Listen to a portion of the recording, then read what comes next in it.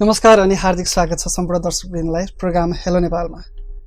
उपत्यका भन्दा बाहिरको पहिलो स्याटेलाइट टेलिभिजन राज्य टेलिभिजन तपाईँ यति बेला हेर्दै हुनुहुन्छ र प्रोग्राम हो हेलो नेपाल। तपाईहरुको माझमा रेगुलरली तपाईहरुको रेगुलर होस्ट राजीवको साथमा तपाईले हेरिरहनु भएको छ लामो समयदेखि। हामी खास गरी यो कार्यक्रममा युवाहरूलाई फोकस गरेर विशेष अन्तर्वार्ताहरू लिने गर्छौं। साथमा उद्यमलाई पनि हामी विशेष प्रायोरिटी दिन्छौं र साथमा मनोरञ्जनको कुराकानी त रहि नै हाल्छ। कहिलेकाहीँ हामी अलिकति फरक धारबाट कुराकानी गर्ने जमर्को पनि गरिरहेका हुन्छौं। त्यसै अन्तर्गत आज अलिकति फरक कुराकानीहरू यहाँ गर्नेछौं। आज मैले स्टुडियोमा निम्ताएको छु एकजना विशेष अतिथि हुनुहुन्छ हाम्रो माझमा। उहाँको परिचय म उहाँबाटै लिन चाहन्छु, तर थोरै नाम चाहिँ म लिन चाहन्छु। उहाँ हुनुहुन्छ केशव विक्रम खड्का, तथागत स्वामी भनेर पनि हामी चिन्छौं। उहाँ ओशो शिष्य पनि हुनुहुन्छ। हामी उहाँलाई उद्यमीको रूपमा बढी चिन्दछौं र उद्यम कसरी गर्नुपर्छ र युवाहरूलाई कसरी इन्स्पायर गर्नुपर्छ भन्ने सन्दर्भमा उहाँसँग आज हामी अलि धेरै जोड दिएर कुराकानी गर्नेछौं। उहाँलाई कार्यक्रममा स्वागत गर्न चाहन्छु। नमस्कार। नमस्कार। आराम हुन्छ? ठीक, गुरु कृपा। नाममै अलिकति नारायणको नाम र मेरो विचारमा कर्मगत नाम तथागत स्वामी भनेर जोडिएको छ। यो नामलाई कसरी डिफाइन गर्नुहुन्छ? हैन, मेरो कानुनी नाम त केशव विक्रम खड्का हो। हजुर। अब तथागत स्वामी मेरो आध्यात्मिक नाम हो, सन्यासको नाम हो। मेरो गुरुले जब सन्यास दिनुहुन्छ, उसको संसारमा जब सन्यास्त हुन्छ मान्छे, उसले नयाँ नाम पाउँछ। यसको अर्थ भूतकाललाई उतै छोडेर नयाँ अध्यात्मभित्रै अन्तर्यात्राको निम्ति सबै कुराहरू छुट्याएर म छुट्टै आफ्नो एउटा अस्तित्वबाट हिँड्छु भन्नलाई नाम पाइन्छ। त्यसमा मेरो नाम चाहिँ तथागत स्वामी। खास यसको शाब्दिक अर्थ चाहिँ के हुँदो रहेछ? तथागतको अर्थ भगवान बुद्धको एउटा नाम तथागत। हजुर। उहाँको धेरै नाम भयो, एउटा नाम तथागत हो। हजुर। तथागतको अर्थ चाहिँ नि तथ आगत, तथागत। तथ आगत जसरी आयो, तथागत त्यसरी गयो। मान्छे एउटा चेतना जब जन्मिन्छ आमाको गर्भबाट, ऊ शुद्ध हुन्छ। उसलाई समाजको फोहोर मैला प्रदूषणले घेरेको हुँदैन। ऊ निष्पाप हुन्छ, निष्कलङ्क हुन्छ, प्रत्येक क्षण जिइरहेको हुन्छ। त्यो के छ भन्दाखेरि समाजले जुन कन्डिसनिङ भन्छौँ हामीहरू, समाजले एउटा संस्कार या एउटा धारणा दिन्छ, त्यो धारणाबाट ऊ निष्क्रिय हुन्छ, मतलबै हुँदैन उसलाई। तर त्यो स्वतन्त्रताको वा त्यो चाहिँ उसको पल पल जिउने जुन उसको क्षमता छ, त्यसप्रति त्यो बोधयुक्त हुँदैन। त सन्तहरू जब बुद्धत्व ज्ञान प्राप्त गर्छ, उनीहरू पल पल जिउँछन् तर बोधयुक्त भएर। त्यो तथागत, तथ आगत, जसरी आयो तथागत त्यसरी गयो। हजुर, यो ओशो सन्यासीको रूपमा, ओशो शिष्यको रूपमा कति वर्षदेखि रहनु भएको छ? 30 वर्ष। समयको त भ्यालु छैन, तर पनि त्यस्तै भयो। पछिल्लो समय एउटा ट्रेन्ड छ मार्केटमा। त्यो ट्रेन्ड के भने, टन्न पैसा कमाएपछि चाहिँ बल्ल सन्यासी बन्ने अथवा ओशोतिर लाग्ने अथवा विभिन्न किसिमका अन्य धर्महरूतर्फ अथवा अन्य आध्यात्महरूतर्फ लाग्ने भन्ने चलन अहिले देखिरहेछ। थुप्रै मिलिनियरहरू पनि त्यसतर्फ आकर्षित भएको मैले देखिरहेको छु। नाम नभनौँ अहिले, हजुरले बुझ्नुभयो। यो आफ्नो आफ्नो जीवन यात्रा हो। हजुर। हामी जुन वैदिक सनातन सांस्कृतिक मान्नेवालाहरू, हामीहरू जन्म जन्मान्तरको कुरा गर्छौँ। हामीलाई जीवन भनेको चक्र हो। जन्म, जीवन, मरण, फेरि जीवन। जस्तो आदि शङ्कराचार्यले भन्नुहुन्छ, पुनरपि जननम पुनरपि मरणम पुनरपि जननी जठरे शयनम। हामी जन्मिन्छौँ, फेरि मर्छौँ, फेरि आमाको जठर गर्भाशयमा फेरि छोड्छौँ। पूर्व जन्मको संस्कार हुन्छ मान्छेसित, यो जन्मको नि हुन्छ, तर 90% हामीले क्यारी फरवर्ड गरेर आउँछौँ। ब्रड फरवर्ड जुन खातामा हुन्छ नि, पहिलाको हामीले संस्कार लिएर आएर आउँछौँ। त्यो संस्कार अनुरूप हो। अब मेरो जीवन, जन्मको जीवन सन्यासको र अध्यात्मको जीवन भएकोले म यो सबै कुराबाट अलिकति, म सानैबाट नि म अध्यात्ममा, मैले विद्यार्थी कालदेखि नै एउटा हुन्छ नि, म 8 क्लास पढ्थेँ। आमाले एक दिन आएर मेरो घरको बोलाउने नाम महेश थियो। महेश, आजदेखि तैँले पूजा गर्नुहोस् बाबु भन्नुभयो। मलाई त्यो दिनबाट आमाले दोहोऱ्याएर पूजा गर भन्नु परेन। म बिहान बेलुकी पूजा गर्थेँ। बिहान उठ्थेँ, आमाबाउ मान्यजन दाईहरू सबैलाई ढोग्थेँ, पूजा गरेर ढोग्थेँ, साँझ पूजा गरेर ढोग्थेँ। मलाई त मेरो चल्यो त। अनि मैले विद्यार्थी कालदेखि नै 24 वर्ष चाहिँ मैले इमान आफ्नो धर्म साँचेर महादेवको सोमबारको व्रत मैले यो संस्कार हो। अब त्यसपछि अब अध्यात्म यसले भएन भन्ने भयो, खोज्दै गएँ होइन। अब महर्षि चाहिँ महेश योगीबाट विवेकानन्ददेखि लिएर अनेक हुँदा राधा स्वामीबाट लिएर ओशोसँग जोडिएपछि मेरो जन्मको यात्रा ओशोसँग भएकोले म फेरि जोडेको भयो। अनि मलाई ओशोप्रति एउटा समर्पण छ होइन। मेरो जीवनको यदि तपाईँले सबभन्दा राम्रो निर्णय वा सुन्दर पक्ष के हो भने म ओशोको सन्यासमा भयो। मेरो जीवनको सबभन्दा सुन्दर र पुण्य जन्मको एउटा पूर्व जन्मको पुण्य लाभ मैले पाएको भनेको म ओशो जस्तो गुरुबाट शिष्य पाएको छु। पक्कै पनि यहाँनिर एउटा तपाईँले एकदम गहन विषयलाई कोट्याइदिनु भएको छ, संस्कारको कुरा। म त्यो कुरालाई अलिकति खोतल्न चाहन्छु। संस्कार हामीले एउटा शब्द प्राय दोहोरिरहने शब्द हो, वर्तमान समयमा भन्ने गरिन्छ। अहिलेको पछिल्लो पुस्ताले संस्कारलाई, आफ्नो संस्कारलाई साँच्चीकै भ्यालु दिएर अगाडि बढिरहेको छ जस्तो लाग्छ या लाग्दैन? पश्चिमा संस्कृतिबाट अरूको संस्कारलाई चाहिँ अवलम्बन गर्न खोज्ने र आफ्नो संस्कार चाहिँ भुल्दै गइरहेको अवस्था प्राय देखिन्छ। यसमा तपाईँको टिप्पणी चाहिँ के छ? टिप्पणी भन्दा नि अध्ययन भनौँ है त। हजुर। अब मान्छेलाई के छ भन्दाखेरि नयाँ कुरो गर्न उसलाई एकदम जिज्ञासा हुन्छ क्या, उत्सुकता, कौतूहलता हुन्छ। पहिला कुरा त जस्तो अमेरिकामा इस्कोन गयो हैन, प्रभुपादजी, श्री प्रभुपादजीले अमेरिका गएर त्यो 74 वर्षको उमेरमा मृदङ्ग बजाएर हरे कृष्ण मन्त्र गरेपछि अब अमेरिकामा धेरै मान्छे हरे कृष्ण इस्कोनका अनुयायी छन्, रुस जस्तो ठाउँमा छन्, चीन जस्तो ठाउँमा छन्, जताततै छन्। नयाँ कुरो भयो। दोस्रो पक्ष के हुन्छ भन्दाखेरि हामीले हाम्रो परम्पराको जुन तत्त्व छ, जुन रहस्य छ, जुन ज्ञान पुञ्ज छ, त्यसलाई यदि हामीले हाम्रो म त भन्छु पण्डितवर्ग, गुरुजनहरू, शिक्षकहरू, बाबुआमाहरू, उहाँहरूले आफ्नो परम्परालाई, संस्कृतिलाई अध्ययन मनन चिन्तन गरेर त्यसलाई ज्ञान अगाडि बढाइदिने, आफ्नो नयाँ पिँढीलाई सिकाइदिने, शिक्षा दिने, त्यो संस्कारमा ढाल्ने गरे त्यो क्षण गहिरो हुँदै आउँथ्यो।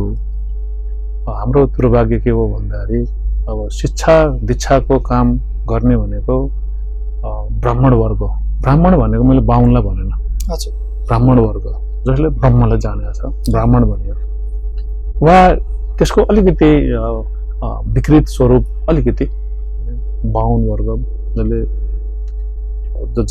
अब यदि वर्ण व्यवस्था कुरा गर्यो भने त उहाँहरूले शिक्षा दीक्षा कर्महरू संस्कारहरू समाजमा राम्रोसित परिचालित गरे भए सायद यो अवस्था आउँथेन होला। अहिले तपाईँहरूले हेर्नुला कि सबभन्दा माछा र तामसिक भोजन गर्ने बाहुनहरू नै छन्। दुर्भाग्य कुरा हो। म प्रत्येक जाने बुझेका बाहुनहरूलाई भन्छु कि तपाईहरुको जेनेटिक इनबिल्ट प्रोग्रामिङ जुन छ त्यो चाहिँ नि तामसिक भोजनको छैन, सात्विक भोजनको छ। राजसिक पनि होइन, सात्विक भोजनको छ। सात्विक भोजनको अहिले तपाईको अक्सफोर्ड युनिभर्सिटीका न्युट्रिसनिस्टहरूले एउटा रिसर्च गरे। त्यो रिसर्चमा के थाहा पाछन् भन्दाखेरि मेरो पुर्खाले खाएको भोजन मेरो शरीरको जेनोममा, ठीक छ, डीएनएमा, कोषभित्रको डीएनएले त्यसलाई संग्रहित गरेर राखेको हुन्छ। उसले त्यसलाई छिटो चिन्छ, त्यसलाई रुचाउँछ, त्यसलाई पचाउँछ र त्यसबाट पोषक तत्त्व छिटो लिन्छ। त्यही भएर हामी अमेरिका बसे पनि नेपाली ढेँडो र गुन्द्रुक रुचाउँछ, मन पराउँछ हैन। उसले त्यहाँ भले दिनदिनै हाई क्लासको फुड खाओस् भन्ने बेला है, तर उसलाई त्यो मन पर्छ। किनकि त्यो शरीरले मागेको छ हजुर हैन। त्यही भएर परम्परागत भोजन गर्यो भने उसको शरीर हृष्टपुष्ट हुने र सँगसँगै जस्तो अन्न खायो त्यस्तै मन हुन्छ भन्ने मन पनि राम्रो हुने। अब जुन जीवन जसको चाहिँ जेनेटिक प्रोग्राममा लसुन प्याज पनि छैन, जसका पुर्खाले लसुन प्याज पनि खाएनन् बाहुनहरूका, तीले तामसिक भोजन मासु खाएपछि रक्सी खाएपछि उसको त सारा सिस्टम डाउनडल भएपछि अनि यो मान्छे मार्ने मुलुकलाई बर्बाद पार्ने प्रचण्ड जस्ता भगराम जस्ता जमातहरू खडा हुन्छ। मैले यसमा सबैलाई राखेँ, उहाँ त एउटा उदाहरण हो। सबै राजनीतिक कार्यकर्ता जति छन् वा ब्युरोक्रेट छन् वा व्यापारी छन् जसले जसरी हुन्छ पैसा कमाउने, जसरी हुन्छ सत्ता लिने। म यहाँ संस्कारको कुरा गरिरहेको थिएँ। संस्कारकै कुरा गर्दैछु मैले है त। अनि त्यो भोजनले सबै कुरा बिगारिरहेछ पहिलो कुरा। दोस्रो कुरा शिक्षा हो, संस्कार। मैले भने मलाई बुवाहरूले आमाले बिहान उठेपछि आफूभन्दा मान्यजनलाई डोग्नु, म आज पनि डोग्छु है त। बिहान उठेपछि पूजा गर्नु, नुहाइधुवाइ गर्नु, सकेसम्म बिहानै उठ्नु मैले मानिरहेको छु है त। तर पनि यसमा तर के छ भन्दाखेरि एउटै आमा बाउबाट जन्मेका यदि 4 जना छन् भने 4 जना भिन्दा भिन्दै हुन्छन्। यसको कारण के छ? 90% संस्कार पूर्वजन्मबाट ब्रड फरवर्ड भइरहेछ, आइरहेछ। त नेपालमा जुन संस्कारको अधोगति छ त्यसमा मैले शिक्षा दीक्षा र हामीले जुन आफ्ना पिँढीहरूलाई भन्नुपर्ने, पहिला कुरा त भन्नुपर्नेको कमी छ, त्यसपछि सुन्नेको पनि कमी छ। सबै शिक्षित व्यक्तिहरूमा संस्कार छ त छैन। शिक्षित त सबभन्दा बढी बिग्रिरहेको छ। कुन शिक्षा भन्नुहुन्छ? अब तपाईँले विज्ञानलाई भन्नुहुन्छ नि त, समग्रमा हामीले बुझ्ने शिक्षा। हाम्रो धर्म संस्कृति भिन्दै च्याप्टर हो त्यो चाहिँ। यो एकदम लामो हुन्छ यो टपिक चाहिँ, आजको हाम्रो समयले नपुग्ला। यो एकदम धेरै आगामी दिनहरूमा पनि यसलाई अलिकति म बुझ्न चाहेँ। दर्शकवृन्दमा के जानकारी गराउन चाहन्छु भने आजको यो कार्यक्रम, आजको यो अन्तर्वार्ता मेरा लागि पनि खास रहेको छ। केही धेरै कुराहरू बुझ्ने मौका मैले पनि पाउँदैछु। फरक अन्तर्वार्ता खास गरी युवाहरूलाई टार्गेट गरेर, र हामी संस्कार के हो, उद्यम के हो, शिक्षा के हो हामी बुझ्ने प्रयास गरिरहेका छौँ। विशेष व्यक्तित्व हुनुहुन्छ हाम्रो माझमा, कुराकानीको क्रमलाई फेरि म कन्टिन्यू गर्न चाहन्छु। अब मैले बुझ्न खोजेको, तपाईँ एउटा आध्यात्मिक व्यक्ति, लामो समय भइसक्यो अध्यात्ममा, सँगसँगै तपाईँ उत्तिकै सफल व्यवसायी पनि, उद्यमी पनि। प्यारलली लैजाँदाखेरि दुईटा कुरालाई अझ त्यहाँभित्र मैले एउटा जोड्नै पर्ने कुरा के हो भने तपाईँ निकै रमाइलो मान्छे पनि हुनुहुन्छ। तपाईँले वाद्यवादनमा पनि धेरै कुराहरू बजाउनु पनि हुन्छ, त्यो तपाईँको इन्टरनल हबी होला होइन। मान्छेलाई सबै कुरा चाहिन्छ एन्टरटेनिङको पार्टहरूमा, र त्यो कुराहरू पनि अलिकति जान्न मन लाग्यो, अलिकति खोतल्न मन लाग्यो। यो पनि गुरुको कृपा हो म माथि। ममा एउटा यस्तो छ, हेर्नुहोस्, दुईटा किसिमको मानिस हुन्छन्, एउटा विद्वान हुन्छ, एउटा बुद्धिमान हुन्छ। विद्वता आर्जित गुण हो, तपाईँले पढ्नुहोस् तपाईँ विद्वान हुनुहुन्छ। तर बुद्धिमत्ता नैसर्गिक गुण हो, त्यो परमात्माले कृपा गर्नुपर्छ, जन्मिँदै लिएर आउनुपर्छ। बुद्धिमत्ता नितान्त भिन्दै विषय हो। बुद्धिमान मान्छे विद्वान हुन सक्छ, विद्वान मान्छे बुद्धिमान हुन जरुरी छैन है त।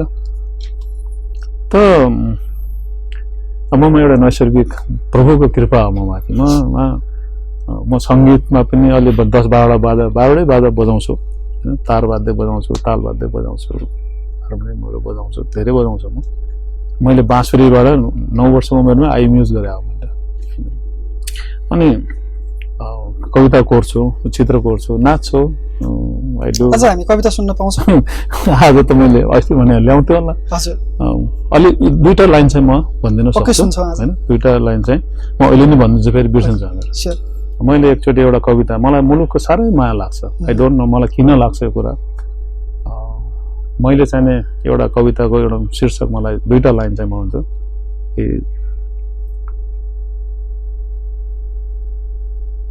अब मुलुकको सन्दर्भमा भने है त,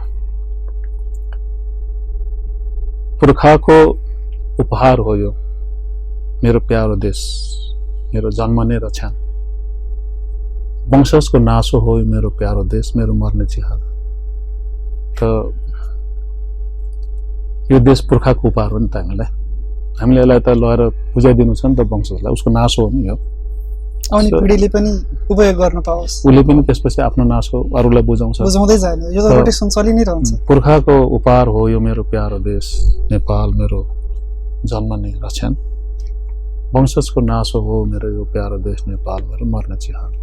कविता दुईटा मलाई याद छ, म खास याद गर्दैन। Thank you.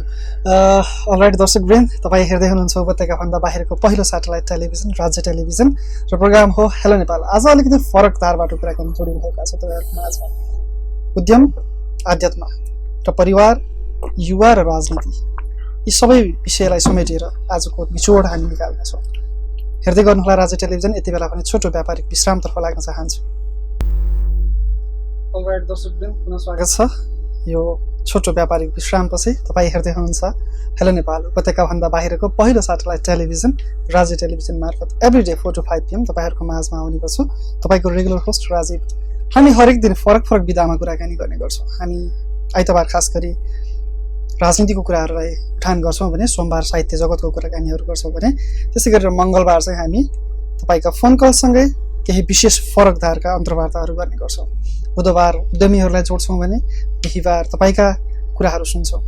त्यसै गरी शुक्रबार चाहिँ नेपाली चलचित्र क्षेत्रका कुराहरूमा विशेष कुराकानीहरू गर्छौँ भने शनिबार फेरि तपाईँहरूका कुराकानी सुन्छौँ र विशेष खालका अन्तर्वार्ताहरू तपाईँहरूको माझमा जोडिरहेका छौँ। त्यसै अन्तर्गत आजको एपिसोडमा केही फरक अनुभूतिका साथ केही फरक कुराहरू गर्ने चमर्को पनि गरिरहेको छु। मेरो लागि निकै नै नौलो आज प्रश्न उत्तरभन्दा पनि केही बुझ्ने, केही अध्यात्मका कुराहरू सिक्ने र केही उद्यमका कुराहरू सिक्ने मेरो लागि पनि अवसरको खोजीमा छु। र कुराकानीको क्रमलाई म फेरि अगाडि बढाउन चाहन्छु। पुनः स्वागत छ तपाईँलाई। तपाईँ एउटा सफल उद्यमी, यति बेला राष्ट्रका धेरैजना युवाहरूलाई उद्यम अथवा उद्यमी अथवा व्यवसायमा केन्द्रित गर्नको निम्ति तपाईँ जस्ता सफल व्यक्तिहरूका केही विचारहरू निकै महत्त्वपूर्ण रहन्छन् र अहिलेका युवाहरूलाई खास गरी जो बाटो पहिल्याउन नसकेर भट्किरहनु भएको छ ती युवाहरूको लागि विशेष सन्देश चाहिँ के छ आज? यो त्यति सजिलो पनि छैन हैन, सजिलो विषय चाहिँ होइन। तपाईँको प्रश्न त एकदम सार्थक छ, समयापेक्षित छ नै। उत्तर चाहिँ के छ, सजिलो छैन, मान्छेको नेचर हुन्छ। उद्यमशीलता भनेको एन्टरप्रेन्योरसिप, उद्यमशीलता भनेको एउटा चरित्र हो, तपाईँको सङ्कल्प हो।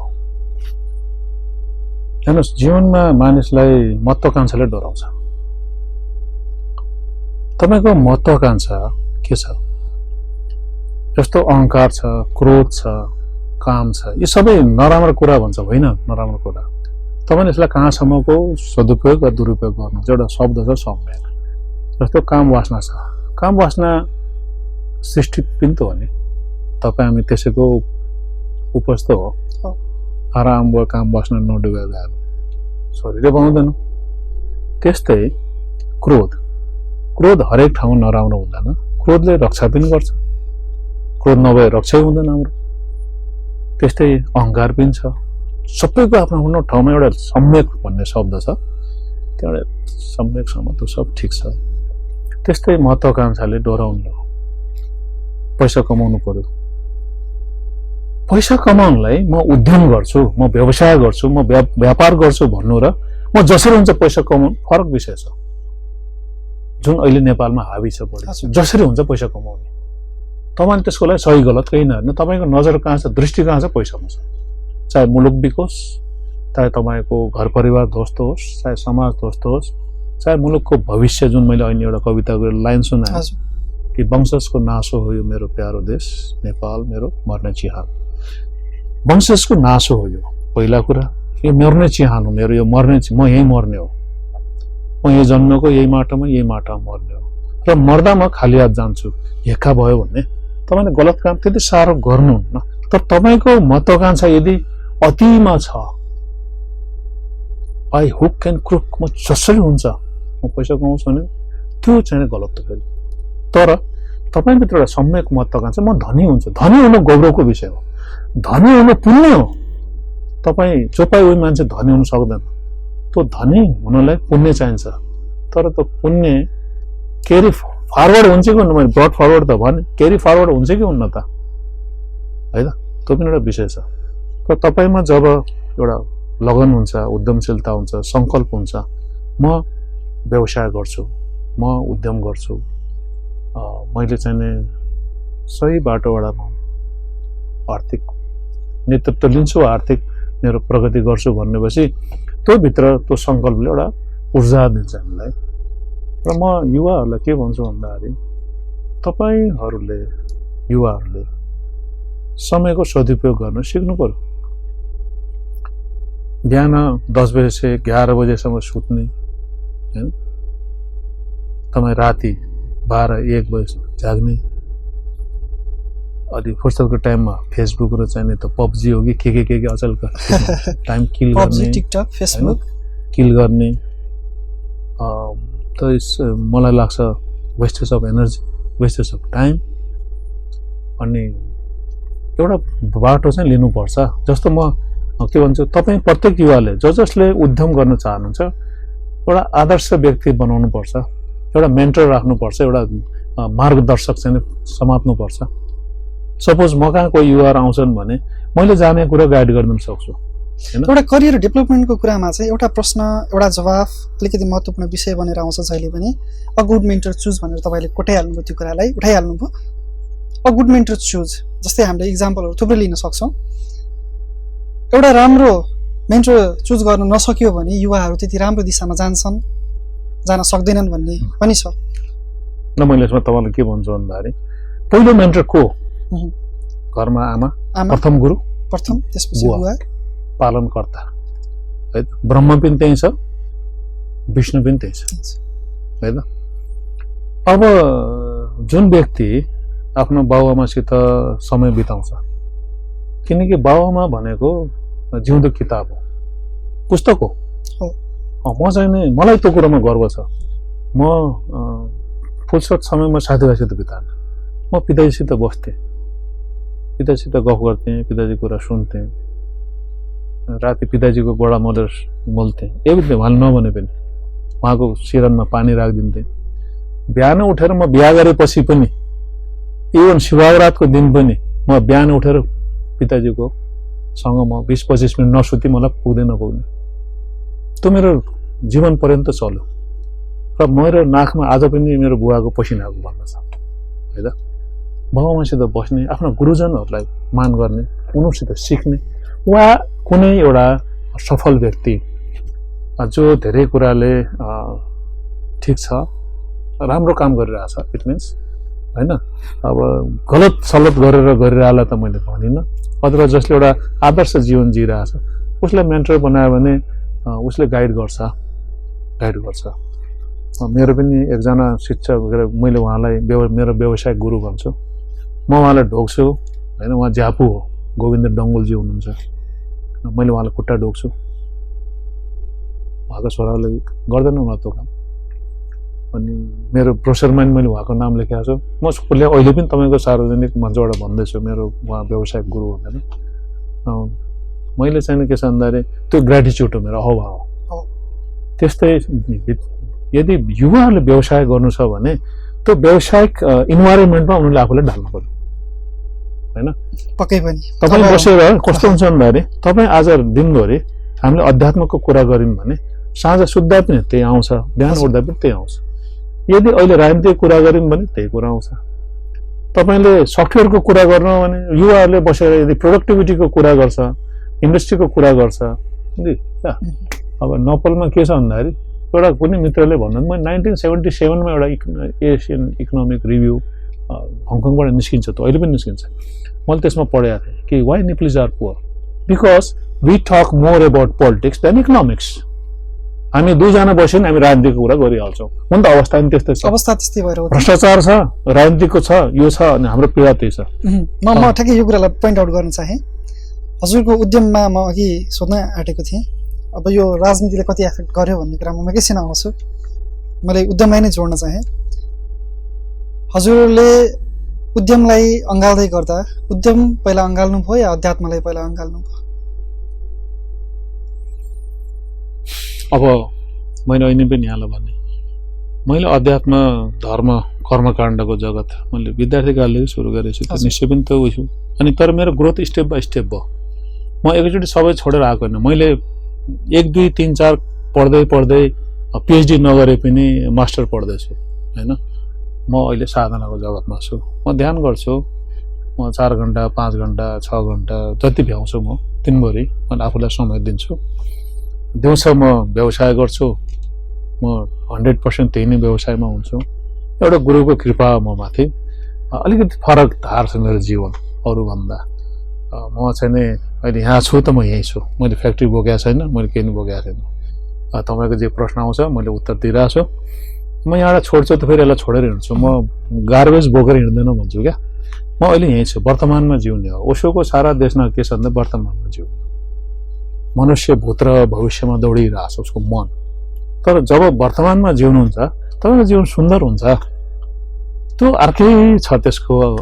तर 100% त होइन, त्यसले संवेदनशीलता पनि बढाउँछ। त्यसकारण आफ्ना समस्या हुँदा रहेछन्। मैले यसो निचोडमा आध्यात्मले नै उद्यममा डोर्यायो होइन, उद्यमशीलता ममा भित्रैदेखि थियो पहिलेदेखि। हुन सक्छ सायद अध्यात्म यति गहन तरिकाले तपाईँ त्यो एजबाट स्टार्ट नगर्नु भएको हुँदो हो त तपाईमा उद्यमशीलता भन्ने वातावरण पनि सिर्जना हुन्थेन होला। त्यो कुरालाई स्वीकार्नुहुन्छ? होइन, म यसमा यसरी भन्छु तपाईँलाई ल। मेरो बुवा भारतीय सेनाको सिपाही हो, क्याप्टेन भए पनि लडाकु त सिपाही नै भयो नि, लडाकु नै जनरल पनि सिपाही नै हो। उहाँले रिटायर भएपछि उद्योग गर्नुभयो क्या, सानो उद्योग। र तपाईँलाई आश्चर्य लाग्ला, मेरो बुवासित त्यो बेला जसले मिस्त्री काम गर्दै हिज स्टिल विथ मी। मसित अझै पनि छन्, हुनुहुन्छ तिनीहरू, त्यो मसित छन् अहिले। अर्कोपट्टि मेरो आमामा एकदमै स्कलरसिप, त्यो सिलाइ कढाई बुनाइ एकदम एक्सपर्ट। उहाँले आर्मी क्याम्पमा पनि त्यो लौरेका श्रीमतीहरूलाई त्यो सिकाउनु। यहाँ आएर पनि उहाँको एक पटकमा 40 जना भैरवामा दिदीहरू, हामी त सानो थियौँ, त्यो दिदीहरू सिलाइ कटाइ सिक्न आउनुहुन्थ्यो एक पटकमा। सो मेनी होइन। त मलाई के लाग्छ भन्दाखेरि त्यो बुवा आमाको मेरो जुन सङ्घर्षशीलता छ, त्यो जुन जीवेषणा छ, जिजीविषा छ, त्यो चाहिँ ममा आयो। ममा मात्रै होइन, हामी 4 भाइ बहिनी छ, चारैमा छ त्यो गुण। अलिकति म बढी दौडेँ। त्यो फेरि मेरो अब अरू प्याटर्न पनि छ नि मेरो लाइफको। पूर्वजन्म मैले तपाईँलाई भने मेरो जन्मको यात्रा सन्यासको यात्रा छ। म आश्रममा बढी बसेँ, मेरो गृहस्थको जीवन बढी छैन। त्यो म खास सामाजिक हुन सक्दैन। मेरो इनबिल्ट प्रोग्राममै त्यो छैन। ओके भने निकै इन्ट्रेस्टिङ भइरहेको छ आजको कुराकानी। र दर्शकवृन्द, तपाईँलाई म जानकारी गराउँ, यति बेला हामी कुराकानी गरिरहेका छौँ उद्यमी तथा ओशो सन्यासी, ओशो शिष्य केशव विक्रम खड्का तथागत स्वामीसँग। कस्तो लागिरहेको छ कुराकानी? तपाईँले यदि हेर्दै हुनुहुन्छ प्रत्यक्ष रूपबाट अथवा टेलिभिजनमा हेर्दै हुनुहुन्छ अथवा फेसबुक मार्फत हेर्दै हुनुहुन्छ भने तपाईँका प्रतिक्रियाहरू हामीलाई लेखी पठाउनु होला। कुराकानीको क्रमलाई म पुनः अगाडि बढाउन चाहन्छु र अब अलिकति फरक यस अन्तर्गत रहेर युवाहरूले के गर्नुपर्छ त आफ्नो जीवनलाई सेक्योर गर्नको लागि, र पछिल्लो समय युवाहरूलाई कसरी आफ्नो दिनचर्याहरू व्यतीत गरिरहेका छन् र त्यो दिनचर्यालाई कसरी परिमार्जित गर्यो भने सफल उद्यमी अथवा सफल आध्यात्मिक व्यक्तित्व बनिन्छ भन्ने प्रसङ्गतर्फ लाग्न चाहन्छु। अब खास गरी सर, यो युवाहरूलाई म पनि पर्छु त्यो मध्येमा, सूत्र चाहिँ के रहेछ साँच्चीकै सफल बन्नको लागि? विशेष गरी युवाहरूको टिप्सको लागि के चाहिँ भन्नुहुन्छ? त्यस्तो त छैन होइन। अब यस्तो गरेर हुन्छ भन्नु त छैन। मैले अनि पनि भनिरहेको छु, महत्त्वाकांक्षा, एउटा पैसा कमाउने महत्त्वाकांक्षामा म जसरी पनि पैसा कमाउँछु, म जसरी पनि उद्योग गर्छु, म जसरी पनि व्यापार गर्छु, म सङ्घर्ष गर्छु। टेक्निक अघि भन्नुभयो नि, यो त भयो एउटा सैद्धान्तिक कुरा होइन। मतलब सुन्नुहोस्, अब यो किन मेरो 38 वर्षको कुरा म यो 35 मिनटमा सायद भन्न नसकौँला, समय लाग्ला होइन। पोइन्टमा खोजे अलिकति। पोइन्टमा भन्दा पहिला त तपाईँमा उद्यमशीलता हुनु पर्यो, भित्री इच्छा त हुनु पर्यो। उद्यमशीलता भित्रैबाट जाग्नुपर्छ भन्ने जाग्नलाई तपाईँले छ नि अहिलेको युवाहरूमा मैले केही न केही गर्छु भन्ने डिजायर यति धेरै छ। तपाईँलाई म भन्छु है त, मलाई एउटा याद आयो। एक दिन म इन्डियामा थिएँ, भारतमा थिएँ, इन्डियामा साथीहरूसित होइन, अलिकति ठुलै कम्पनीका सिइओहरूसित मेरो साथीहरू उहाँहरू। एक प्रकारले मेरो साथी, एक प्रकारले मेरो शिष्यहरू। अनि उहाँहरूसित थिएँ अनि सबैको बिचमा चर्चा चल्यो कि हाम्रो दोस्रो पिँढीले गर्ने कि नगर्ने यो काम हामीले गरिरहेको काम जस्तो म त पोल्ट्रीमा छु त उहाँले भन्नुभयो कि कसैले भन्यो खै मेरोले हेर्दैन उसले पनि मेरोले हेर्दैन एकजना डाक्टर थियो उसले के भन्यो भन्दाखेरि होइन स्कुलिङ गर्नुपर्छ हामीले कसरी तपाईँले घरमा पोल्ट्रीको म्यागजिन राख्नुहोस् उसले पढ्छ आज पढ्दैन भोलि पढ्दैन पोल्ट्रीको कुरा गर्नुहोस् सो इन्भाइरोमेन्ट मेरो हकमा राम्रो के छ भन्दाखेरि मेरो बुवा रिटायर भएपछि उहाँले सानो भए पनि इन्जिनियरिङ वर्कसप खोल्नुभयो होइन रिक्सा कम्पनी खोल्नुभयो अनि ममा एउटा फिलिङ के त मैले जागिर खाँदैन म चाहिँ जागिर दिन्छु मैले जागिर खाँदैन त पछि मैले ग्रेजुएसन गरेपछि मैले मेरो कुरा सुनाउँदै चाहिँ इन्डियन गभर्मेन्टबाट मैले स्कलरसिप पाएँ मैले एप्लाई गरेको थिएँ एमएससी पिएचडी एनिमल न्युट्रिसनमा उनीहरूले मलाई दिए बिबिएससी एच भेटनरी साइन्स मैले सेम डिग्री म पढ्दैन सेम क्याटेगोरीको ब्याचलर डिग्री त उनीहरूले भने उहाँ पढ उहाँ गएर मिला युनिभर्सिटीले भने गभर्मेन्टको नोमिनी हामीले कसरी गर्न सक्छौँ अनि मैले त्यहाँ मसित गएको साथीहरूलाई मैले भने ल तिमीहरू पढ म तिमीलाई जागिर दिन्छु भनेर मैले पढाइ छोडेर आएँ अनि मैले 500 कुखुराबाट पाल्न सुरु गरेँ पैसा पनि छैन अनि 2टा लाउरे दाईहरू चाहिँ उहाँहरूले मेरो कुरोमा उहाँहरू त्यतिखेर नि कन्भिन्स हुनुभयो अनि उहाँले फन्डिङ गर्नुभयो 1 लाख रुपियाँ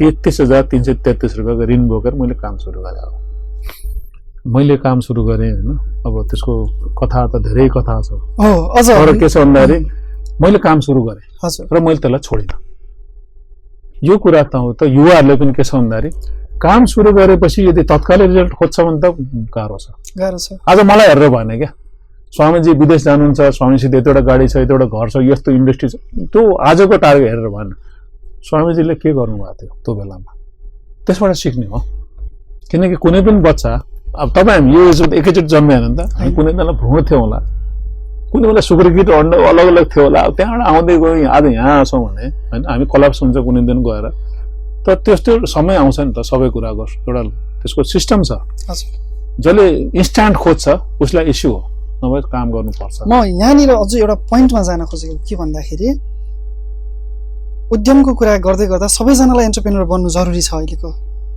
सबैजना खोजी पनि रहेछन् तर त्यहाँनिर अब्स्ट्याकल गभर्मेन्ट भइरहेछ म त्यो कुरा हजुरबाट आउँछ कि भनेर एक्सपेक्ट गरिरहेको थिएँ तपाईँले त्यसलाई गभर्मेन्टसँग जोडेर कसरी चिर्नुहुन्छ भन्ने कुरा खोजेको मैले अझै भन्नु पर्यो सबै प्लिज सठिकमा चाहन्छु यो जवाफ किनभने धेरैजना व्यक्तिहरूले यो एक्सपेक्ट गरेर पनि रहनु भएको छ गभर्मेन्टको सपोर्ट छैन अथवा छ हाम्रो देशको दुर्भाग्य हजुर हाम्रा कुनै पनि राजनीतिक दलका राजनीतिक नेतृत्व पंक्तिका वा कार्यकर्ताहरूमा राष्ट्रप्रति निष्ठा छैन मैले एउटा सानो अझै इक्जाम्पल जोडेँ म एउटा सामान्य व्यवसाय गर्थेँ 2 वर्ष लकडाउन भयो 2 वर्ष मैले मेरो कहानी भन्दैछु मैले बाँकी युवाहरूको प्रतिनिधित्व गर्दै मेरो कहानी सुनाउँदैछु मैले एउटा उद्यम गर्थेँ मैले करिब आधा करोड जति इन्भेस्ट गरेँ इन्भेस्ट गरिसकेपछि ठ्याक्कै लकडाउन भयो लकडाउनमा मेरो 1 रुपियाँ पनि रिटर्न नहुने गरेर त्यो इन्भेस्टमेन्ट माटोमै मिल्यो न त्यति बेला गभर्मेन्टले सेक्युरिटी प्रदान गर्यो न त अन्य कुनै ठाउँबाट थियो फेरि उठ्नको निम्ति अब यो सिचुएसनमा एउटा उद्यम गर्छु भनेर आइरहेको व्यक्तिले कसरी चाहिँ आफूलाई सर्भाइभ गर्न सक्छ नेपाल जस्तो कन्ट्रीमा बसेर म आज युवाहरूले उद्यम गर्नुपर्छ भन्ने भावना पोख्न आएको मैले यसका नेगेटिभ एस्पेक्टहरू भन्यो भने युवाहरू फ्रस्ट्रेट हुन्छ हैन त्रिभुवन अन्तर्राष्ट्रिय विमानस्थलमा भिसा के अरे त्यो इमिग्रेसनमा छाप लाएर इमिग्रेसन काउन्टरबाट उता गएपछि यतापट्टि फर्केर थुकेर म कहिले पनि नेपाल आउन भनेर गएका मैले सयौं युवाहरूलाई देखेको छु भेटेको छु किनकि म त धेरै ट्राभल गर्छु म बहुत ट्राभल गर्छु हैन संसारमा बहुत गइरा हुन्छ त दुःखद पक्ष छ यदि मैले त्यो कुरा गरौँ भने तपाईसित मैले अभोइड गरिरहेको छु क्वेसन हैन किन गरिरहेको छु भन्दाखेरि अहिले फ्रस्ट्रेट हुन्छन् युवाहरू हैन तपाईले त स्टार्टअप गर्नुभयो हैन मेरो स्थितिको मानिस जसले करोडौं ट्याक्स तिर्छ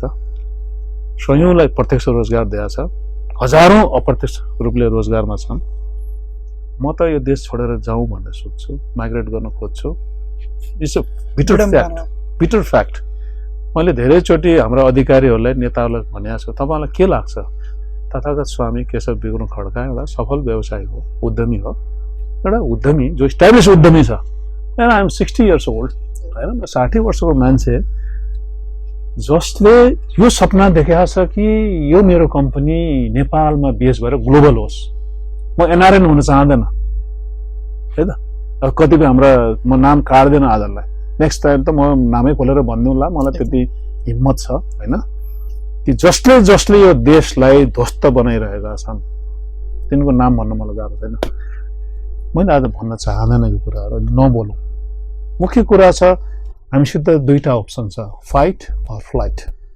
या त हामी लडौँ, यो देशमा सङ्घर्ष गरौँ र यो देशलाई सम्पन्न समृद्ध बनाऊँ, या त हामी सबै छोडौँ, यो देशमा जसको राज्य होला गरिराखोस्। किनकि अन्तिममा गएर तपाईँ सुखपूर्वक बाँच्ने र मर्ने तपाईँको अधिकार छ कि छैन? ल, तपाईँले सुखपूर्वक बाँच्न पाउनु भएन, तपाईँ सुख र शान्तिपूर्वक मर्न पाउने कि नपाउने? यो देशमा यदि तपाईँलाई देशप्रेम छ, राष्ट्रप्रेम छ, यदि तपाईँलाई मुलुकको माया छ भने त्यो तपाईँको कर्मले लेख्दा हुँदैन, तपाईँले दुःख पाउनुपर्छ। त्यो अवस्थामा एउटा म पनि त्यो एउटा मध्यको नागरिक हो जसलाई राति दिन मुलुकले पोलिरहेको छ, एकदमै पोलिरहेको छ। तर पनि म उद्योग गर्छु, मैले इस्टाब्लिस गरेको एउटा उद्योग बेचेर आएँ, मैले पूर्वमा मैले खोलेको थिएँ र त्यस्तो मैले 5 ठाउँमा खोल्छु भनेको थिएँ र मेरो कम्पनीमा ग्लोबल बनाउँछु भनेर मैले मङ्गोलिया, म्यानमार र अफ्रिकाको तपाईँको चाहिँ केन्यामा मैले पुरा स्टडी गरिसकेको थिएँ, म खोल्छु त्यहाँ हुनुभयो। तर हाम्रो देशको प्रणाली, हाम्रो देशको चाहिँ नेतृत्ववर्ग, हाम्रो देशको ब्युरोक्रेसी उद्योगको फेभरमा छैन। तपाईले एउटा कुरो बुझ्नुहोस्, हामीलाई गरिब बनाउने जुन पश्चिमा वा दक्षिणा षड्यन्त्र छ, त्यो षड्यन्त्रका मतियारहरू चाहिँ त्यहाँ हावी छन्। यो चाहे संविधान लिनुहोस्, चाहे अहिलेको राज्य व्यवस्था लिनुहोस्, चाहे राजतन्त्रको अवसान लिनुहोस्, चाहे हाम्रो सांस्कृतिक अपचलन हेर्नुहोस्, चाहे हाम्रो आर्थिक परावलम्बन हेर्नुहोस्। ती मतियारहरूलाई अवसान गराउनको निम्ति के चाहिँ गर्नुपर्छ? छोटो धेरै कुराहरू प्रयास गरे हो। आज अलि मिठो कुरा गरौँ, यो अलि तितो कुरा हुन्छ। आज मिठो कुरा मात्रै गर्ने, तितो म त यो देशमा जबसम्म 10,000 मान्छेलाई काटिनै दिँदैनौँ हामीहरू है, काल भैरवको मूर्ति अगाडि लगाएर गिड्नै दिन्नौँ, तबसम्म देश सुध्रिन्न। यदि सुधार्ने नै हो भने होइन भने तपाईँ हामीहरू सधैँ मर्दै जाँदैनौँ। कि अहिले चाहिँ यो कली हो, यो असुर वंशको चाहिँ शासन चलिरहेको छ, यो असुरहरू हावी छन्। किनकि देवहरू चाहिँ अँध्यारोमा सुतिरहेका छन्। नचाहिने विषय उठो, मलाई आगो लाग्छ देशको कुरा गरेपछि। अलिक उग्र कुरा गर्नुपर्छ, यस्तै हो। तपाईँले न्याय व्यवस्था हेर्नुहोस्, हाम्रो कार्यपालिका, न्यायपालिका र चाहिँ हाम्रो व्यवस्थापिका सबैको हालत हेर्नुहोस् न। यो एउटा रुमाल जत्रो देशमा 600 सांसदहरू, यो एउटा सानो चाहिँ चौतारीमा चाहिँ तपाईँका राज्यहरू होइन, यिनका नौटङ्कीहरू, यिनका चाहिँ शौकहरू, तपाईँ मेरो करले चल्ने त हो नि। अनि अरबौं 13 अरब डलर, 13 अरब खर्ब रुपियाँ त उहाँहरूले अहिले कोभिडको नाममा खर्च गर्नुभएको छैन। वाट दे डिड प्रश्न त होला नि त। तर कसले यो कुरा गर्ने? जवाफ कसले माग्ने? सबै म विद्यार्थीलाई पहिलो चाहिँ मैले सन्देश यदि दिन चाहन्छु युवालाई भने, तपाईँहरू राजनीतिक पार्टीका नेताहरूको चङ्गुलबाट बाहिर नआउन्जेल यो देश बन्दैन, यदि तपाईँहरूलाई देश बनाउने इच्छा छ भने है त। जबसम्म तपाईँहरूले आफूलाई स्वतन्त्र राख्नुहुन्न र ती नेताहरूलाई तपाईँको पछि हिँड्न गराउनुहुन्न, तबसम्म देश बन्दैन।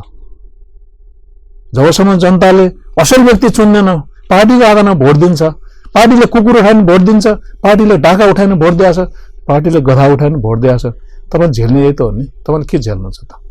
तपाईँले असल मान्छे जस्तो कर्म गरेका छौँ त्यस्तै। यस 100%।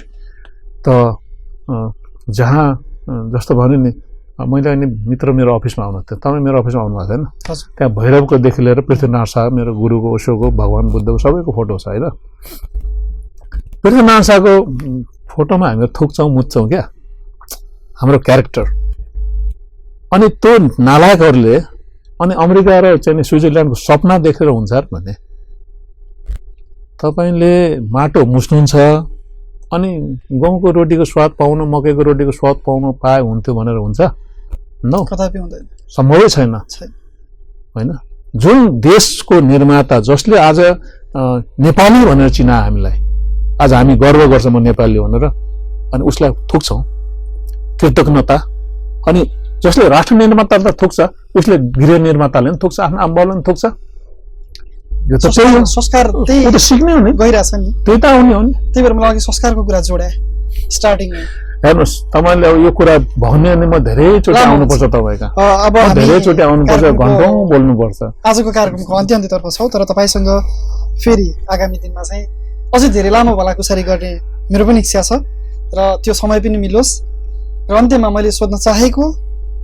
केही प्रश्नहरू त मैले छुटाएँ तर पनि केही हजुरले भन्न चाहेको यदि मैले सोध्न छुटाएको छु भने चाहिँ प्लिज नेक्स्ट टाइम बनाउँला स्योर हैन के छ भन्दाखेरि मेरो कुरा सुनेर युवाहरू चाहिँ हतोत्साहित नहुनु उत्साहित हुनुस् ओके तपाईहरु यदि मौका हुनुहुन्छ म तपाईलाई गाइड गर्छु युवाहरूलाई हजुर मैले यो गर भन्न मिल्दैन मैले फन्ड दिन मिल्दैन कतिबेला त्यो पनि हेर्नुस् मेरो अन्तर्वार्ताहरु सुनेर 600-700 मान्छे आएछन् नेपाल फर्केर विदेश छोडेर र उनी नेपालमा काम गरे मलाई त्यो खुसी लाग्छ केही व्यक्ति अस्ति पनि आउनु भएको थियो मगा उहाँहरु सेसेल्स छोडेर दुबई छोडेर आएर काम गर्दै हुनुहुन्छ मैले गाइड गर्दिनु यसरी गर्नुस् मैले उहाँलाई विभिन्न ठाउँमा लैदिएँ परिचय गराएँ हैन काम गर्नुस् भनेको छु काम व्यापार कसरी गर्ने पहिला त त्यो सिक्नु पर्यो व्यापार के गर्ने भनेर तपाईको आँखा कान खुला राख्नु पर्छ हैन आँखा कान खुला गर्नु पर्यो तपाई एक्टिभ हुनु पर्छ के सडकमा हिँड्दाखेरि फेसबुक सम्झेर हिँड्नु हैन सडकमा हिँड्दाखेरि कहाँ चान्स छ केमा हामी यसलाई we can do more better तपाईले सानो उदाहरण दिएर सक्दियौ हामीले कुरा स्टारबक्स कफी सुन्नु भएको नाम सुनेको छु स्टारबक्सको हेड अफिस सियाटलमा छ अमेरिकामा 1971 मा त्यो मान्छे घुम्दै इटाली आएछ इटाली कफी हजुर एस्प्रेसो कफी त्यसले गरे अमेरिकनलाई एउटा कला थाहा छ कि उनीहरूले त्यो फोहोर छ नि त्यो फोहोर पनि बेच्न सक्छ जस्तो यहाँ योगा सिकेर योगासन सिकेर वहाँ गएर योगा पावर योगा फलाना योगा ढिकाना योगा बेचिरहेछन् उसले गएर सियाटलमा गएर उसले कफी सप खोल्नु म त्यहाँ पुगेको छु उसको पहिलो कफी सपमा पुगेको छु आज संसारभरि स्टारबक्स भनेको it's a symbol of status स्टारबक्समा कफी खाँदैछु भनेर त्यो किन अवसर चिनेको हैन मैले पनि कुनै दिन कुखुरा पालनमा नेपालमा फ्युचर छ भनेर अवसर चिनेको यस्तै चिन्ने हो खोज्ने हो अनि आफूभन्दा जान्ने सुन्ने मान्छेसित शरणागत भएर मनमने गुरु धारण गरेर जानुपर्छ यदि असल मान्छे उसले सिकाउँछ म त चाहन्छु यदि ममा क्षमता हुन्थ्यो मैले जसरी माउले चल्लाले यसरी छेप्छ म नेपाली सम्पूर्ण यसरी रोजगार दिएर बस्थेँ मलाई त्यति भाव आउँछ सम्पूर्ण नेपाली काम गर्नु पर्यो धेरै ठाउँ छ काम गर्ने तर मैले त यसरी गर्नुस् भनेर छु युवाहरू त गर्न त युवाहरूले पर्यो नि पक्कै पनि निकै नै इन्ट्रेस्टिङ कुराकानी र निकै मननयोग्य कुराकानी पनि भएका छन् यहाँको यो निकै व्यस्तताको समयलाई पनि हामीलाई मुलुक निम्ति युवा निम्ति म तपाईँ 12 बजे बेला नै आइदिन्छु यहाँलाई धेरै धेरै धन्यवाद मेरो पनि साह्रै धन्यवाद छ यहाँलाई प्रश्न अनुसारको उत्तर आउँछ राम्रो प्रश्न गर्नुभयो धन्यवाद छ अलराइट दर्शकवृन्द हामी प्रोग्रामको लास्टमा रहेका छौं अन्त्यमा रहेका छौं र आजको कुराकानी कस्तो लाग्यो साच्चै देश बनाउनु छ भने फाइट अर फ्लाइट यो कुरालाई तपाई हामीले पनि मनन गर्नै पर्ने देखिन्छ कि हामी लडौं कि उडौं हामीसँग अर्को विकल्प छैन त्यसैले देश बनाउने जिम्मेदारी अब हामी युवाहरूकै काँधमा रहेको छ भन्दै आजको प्रोग्रामबाट म लगायत मेरो सम्पूर्ण इन्चार्ज टिमलाई बिदा दिनुहोस् नमस्कार